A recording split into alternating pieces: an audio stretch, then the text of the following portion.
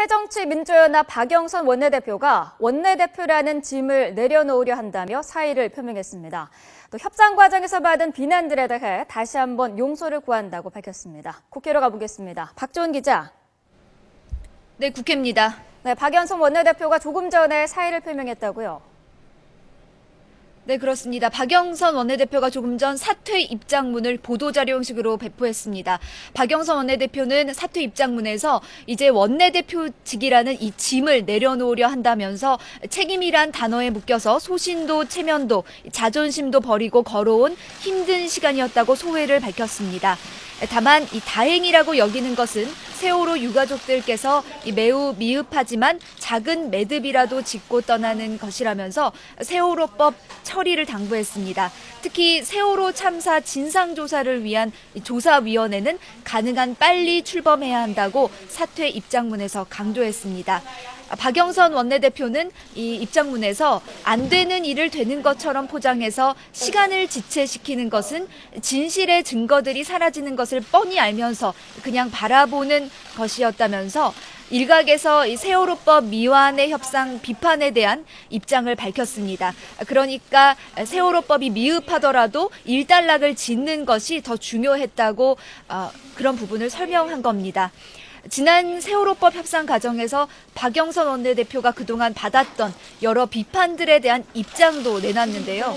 진상규명이 가능한 법을 가능한 빨리 제정해야 한다는 일념으로 끌고 온 협상 과정에서 자신이 받은 그 비난들 중에 상당 부분에 대해 드릴 말씀도 많다. 하지만 다시 한번 용서를 구한다고 밝혔습니다. 박영선 원내대표는 이로써 지난 5월 이 원내대표 취임 이후 넉 달 만에 퇴임을 하게 됐습니다. 그동안 여야의 원내대표들이 1년의 임기를 채웠던 것을 비교하면 불명예 퇴진이라고도 볼 수 있겠습니다. 박영선 원내대표는 그제 이 세월호법 협상을 마무리 지은 뒤에 거취 문제를 숙고해온 것으로 알려졌는데요.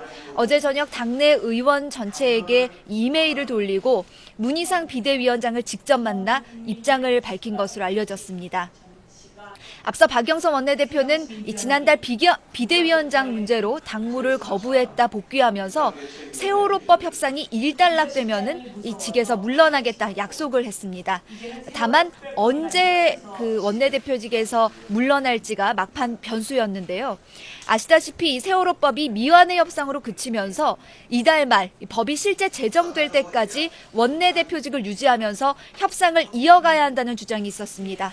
어제 문희상 비대위원장도 박영선 원내대표를 만나서 10월 말까지 대표직을 유지하면서 협상을 완료해 줄 것을 요청했다고 합니다.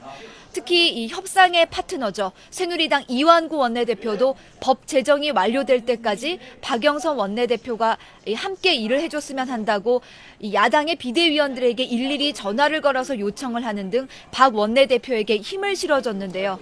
하지만 이 당내에서는 양론이 있었습니다. 이 강경파 일각에서는 박 원내대표가 협상 결과에 상관없이 물러나기로 한 만큼 세월호법이 협상이 된 만큼 박 원내대표가 바로 물러나야 한다는 주장이 있었습니다.